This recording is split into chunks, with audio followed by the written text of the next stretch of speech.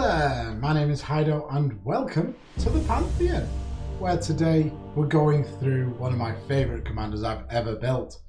All because I'm coming up to my 200th episode and I wanted to celebrate by looking back at some cards that I really do love. And it's Heartless Hidetsugu, the original version of Hidetsugu. 5 mana for a 4/3 Ogre Shaman. Tap, it deals damage to each player equal to half that player's life total, rounded down. What a massive effect that is. And the reason I love this deck so much is because it makes games go quick. Even if I become the massive target, that's fine, okay. At least we're getting some action, you know, people aren't just durdling around because, dear Christ, I've already lost half my life total and they're going to lose even more. The answer is yes. This card is amazing. I love him to pieces. Great deck. Really, really cool. And what else is cool is this channel, if I do say so myself. Please subscribe. I'm going to be making tons more videos like this, so come along and join me. Now, without further ado, let's have a look at my top 5. In at number 5, what do we have? We've got Generator, Servant, and ways of giving our commander haste. Because this deck is all about our commander. It's like a Voltron deck-ish, I guess, because it's very sort of commander focused. Commander combo, I guess. But Generator Servant, 2 mana for an elemental 2/1.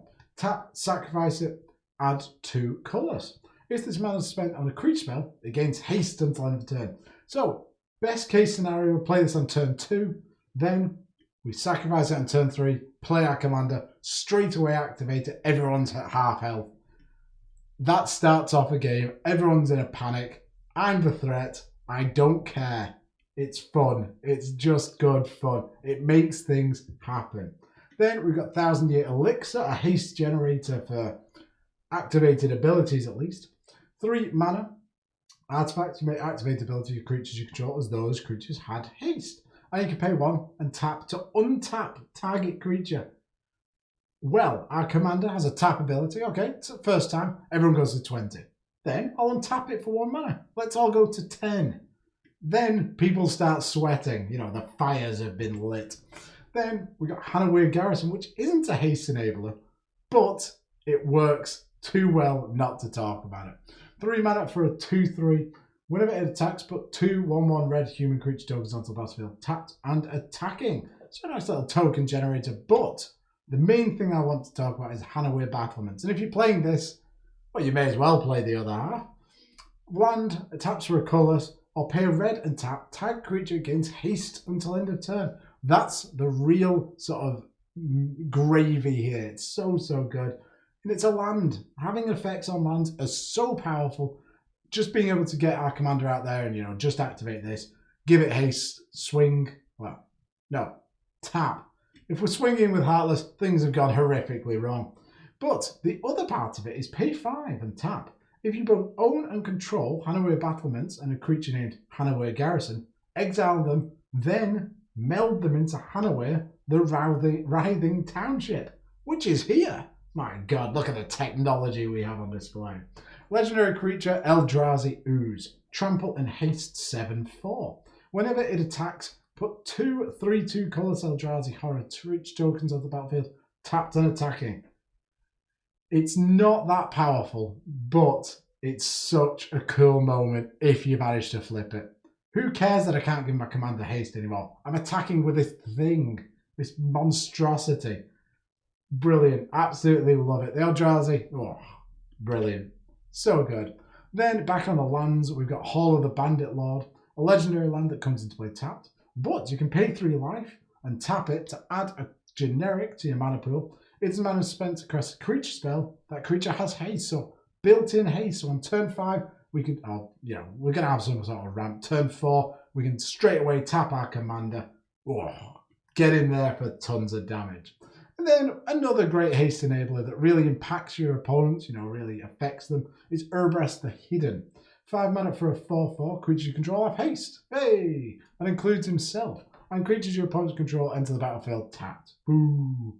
Well, that's what they'll be saying. I'm saying, yes, come on, yeah, get him. But great haste enabler, bit expensive on 5 mana, but all the rest of them just fit perfectly into the deck and right on curve. Then at number 4, what have we got? We've got damage doublers because, well, they're phenomenal with Heartless because Heartless deals half of your opponent's, well, everyone's life total. So if you double half, that's all, isn't it? So this game plan is all about getting ourselves, me, onto an odd life total because then say I'm on 39, I'll lose 38 and end up on 1 life. Okay? But if our opponents are, well, or us, you can kill yourself quite easily in this deck. If I or anyone is on a even life total, well, you just die. Because if you're at 40, half your life total is 20, double that, that's 40. You just die instantly. And it's so cool. So Insult is a 3-mana sorcery. Damage can't be prevented this turn. If a source you control would deal damage this turn, it deals double that damage instead. Fantastic. Absolutely brilliant. And it's all damage. Then on the injury side, we've got a sorcery Aftermath, so you can only cast it from your graveyard. It deals 2 damage to target creature and 2 damage to target player. So hypothetically, if our opponents are on an odd life total, we have them, they go down to 1. Then you can just injury, deal 2 to them, which is double to 4. Bit overkill, but it's pretty goddamn good. Then the OG doubler is Furnace of Wrath. 4 mana for enchantment. If a source would deal damage to a creature or player, it deals double that damage to that creature or player instead. Be careful with these effects because that's not just our damage, that's all damage. So your opponent's 5/5 now deals 10 damage. So be careful, but what a card. What an amazing card. And it goes straight in before Heartless Hidetsugu. It's 4 mana, Heartless is 5. Ooh. Then, if we're dealing damage to ourselves, we can use Glacial Chasm to prevent that because this deck really isn't about the combat step, so not having one isn't that bad. Cubes don't keep pay 2 life. Fine. When it ends the battlefield, sacrifice a land. Okay. Creature you control can't attack. Alright, geez, I get it. Prevent all damage that would be dealt to you. Okay. Yeah. It was worth it. So all that damage that Heartless would deal to us is no longer dealt to us. It just stops. It falls down the chasm and goes, ah, ah, and then explodes into a fiery blaze of glory, I guess. But then Dictator the Twin God is a flash Furnace of Wrath. 5 mana flash. If source would deal damage to a permanent or player, it deals double that damage to that permanent or player instead. So damage doublers and one way of preventing it. But we've got a couple of other ways to prevent that. But let's have a look at number 3 before we get to that.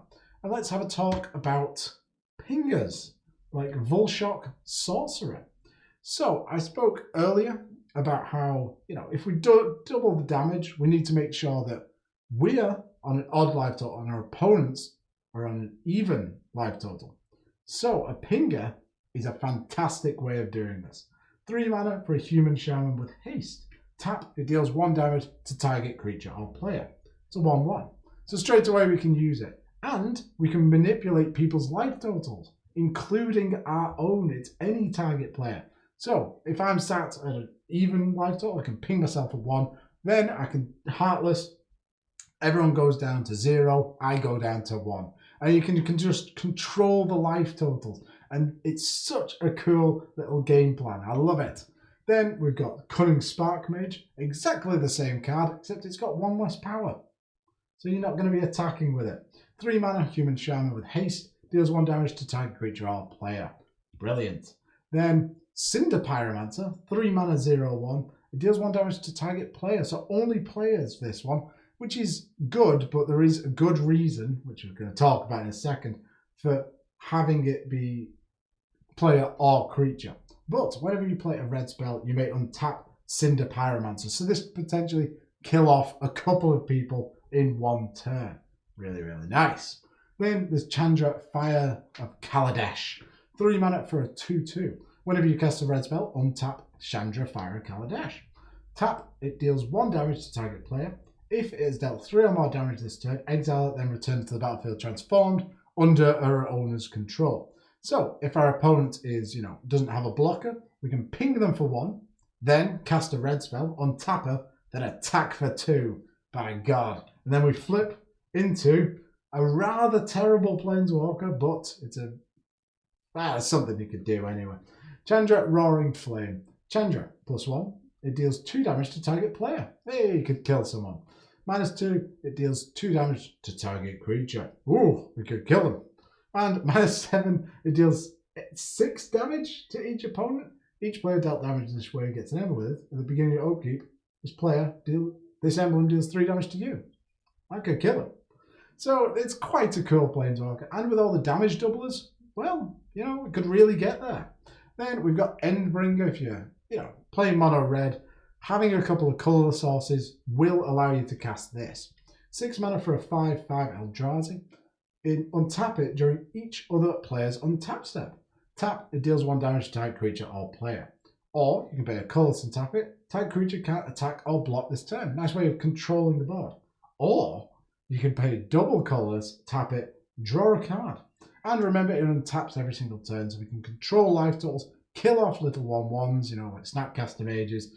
Although Snapcaster Mage has probably done everything that their owner wants it to do if it's on the board. But, things like that. And you could just gain advantage by drawing some cards. Great card. Then, finally, we've got Goblin Sharpshooter, one of the best pingers in the goddamn game. 3 mana for a 1/1. It doesn't untap during its untap step. Yeah. But whenever a creature dies, untap it. Going to be a lot of creatures dying with my next section. Tap, it deals 1 damage to target creature or player. Wonderful. Wonderful, wonderful. If you've got a load of 1/1 tokens knocking around, or your opponents do, you can just wipe all of them out because it kills 1, untaps, kills 1, untaps, and just spirals out of control. So, nice ping package there. Which brings me on to number 2. So we've got all these pingers, and we've got our Heartless that deals a lot of damage. Let's give our creatures Death Touch and Lifelink with Basilisk Collar. So this card works in 2 very important ways in the deck. So, Death Touch, with all those pingers, deal 1 damage to a creature. When it's got Death Touch, it dies. Doesn't matter how big it is, unless it's got Indestructible, of course. But this can just control the board. Then Lifelink, alright, deal 1 damage, we'll gain 1 life. Heartless, tap him, he deals, say, 20 damage to each opponent. That's 80 life that we're going to be gaining. That's amazing. And it negates all of the damage we're dealing to ourselves. Wonderful. Brilliant card. Then we can do a very similar thing to that with Jaya Ballad Task Mage. 3 mana for a 2/2. This is a really cool tapper. Pay a red, tap, discard a card, destroy target blue permanent. That's pretty good. A lot of commanders these days are blue, so having just a tap to destroy it, wonderful. Pay 2, tap, discard a card. It deals 3 damage to target creature or player. That creature dealt damage this way. Can't be regenerated this turn. Okay, but then the best one. 7 mana, tap, discard a card. Jaya Ballad deals 6 damage to each creature and each player. Now, if you have lifelink on that, that is going to be an astonishing amount of life that you're going to gain. I've gained about, I think it was about 200 life with this because someone had just a massive board of tokens and no sacrifice outlet. So I just gained a ridiculous amount of life. Jaya Ballad, great little pinger. Then there's quite a spike for the Death Touch side of things. 3 mana for an equipment. A quick creature has Death Touch. Quick creature deals combat damage to a player. That player loses half their life rounded up. So, if Heartless is locked out of the game for whatever reason, maybe you've not got the mana, at least you can start swinging and having people's life totals in a different way. And just put it on a pinger and ping them to death. Locks on Warhammer, fantastic way of giving lifelink. 3 mana quick creature gives 3% and has trample and lifelink. Quick for 3. Maybe you want to get a bit handsy with Heartless and start swinging in. If you do, well, good for you. It might actually be able to close out the game, to be fair, because if you've got people down to 5 life, well, he's a big boy, is Heartless, and he's even bigger with trample. So there you go, a nice lifelink Death Touch package. But One other equipment that I forgot to include, but it's just come back to me, is the equipment that gives Infect. Because our commander is dealing damage, that damage will be dealt as Infect. So, if everyone is above 20 life, or our opponents are above 20 life, and we're below, we'll tap our commander, we'll get like 9 poison counters, our opponents will get 10, and we'll just win the game that way. So that's a different direction you could possibly take the deck in. But that brings me on to numero uno. And at number 1, we're dealing a ton of damage. Let's take advantage of it and draw a ridiculous amount of cards with Nullspine Dragon. 7 mana, 5/7 dragon with flying. When it comes into play, you may discard your hand and draw cards equal to the damage dealt to target opponent this turn. That can draw you a lot of cards, I can tell you that much. And with all that card advantage, just cast all your spells. And if we're dealing tons of damage and we've got tons of cards, Neheb the Eternal will allow us to get a ton of mana. 5 mana, 4/6. Legendary creature, Zombie Minotaur Warrior. What a type line we have. Afflict 3, so whenever this creature comes blocked, defending player loses 3 life. Not interested in that. At the beginning of your post-combat main phase, add red to your mana pool for each 1 life your opponents have lost this turn. Remember, damage causes loss of life. So if it's the first time we've activated our commander, 20, 20, 20. Dear God, we've just got ourselves 60 red mana.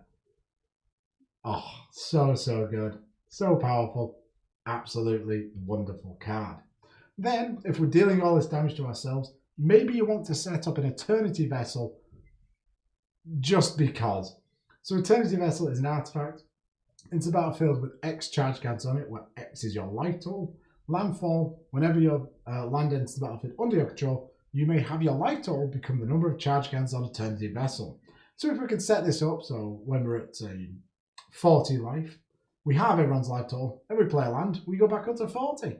And we can always reset to that point. So possibly a good include, but 6 mana is a bit weighty, to be honest. Then we're dealing lots of damage. Spine Rock Knoll is a great land.